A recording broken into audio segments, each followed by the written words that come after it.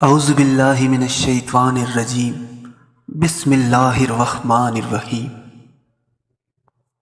اللہم صلی علی سیدنا و مولانا محمد وعلی آلہ واصحابہ وبارک وسلم وصلی علیہ۔ السلام علیکم ورحمۃ اللہ وبرکاتہ۔ آج کی اس ویڈیو میں ایک ایسے بزرگ کی ایک کہانی آپ کے لیے لے کر آیا ہوں جو ساری زندگی کھوٹے سکے جمع کرتے رہے۔ وہ بزرگ بڑے نیک طبیعت کے مالک تھے اور اللہ رب العالمین کا خوف ان کے دل میں ہمیشہ رہا کرتا تھا۔ ان کی اپنی ایک دکان تھی۔ ان کی عادت تھی کہ جب کوئی ان کے پاس گاہک آتا تو اس کے پاس کھوٹا سکہ ہوتا تو اسے وہ پہچان لیتے، مگر پھر بھی وہ رکھ لیتے اور اس گاہک کو سودا دے دیتے۔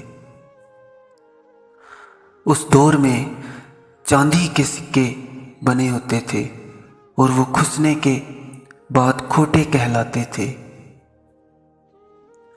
وہ کھوٹے سکے جمع کرتے رہتے۔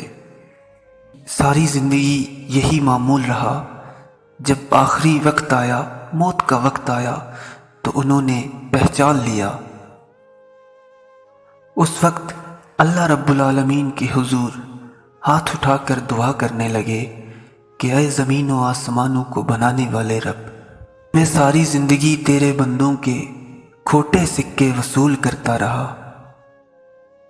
اے اللہ، تو بھی میرے کھوٹے عملوں پہ راضی ہو جا۔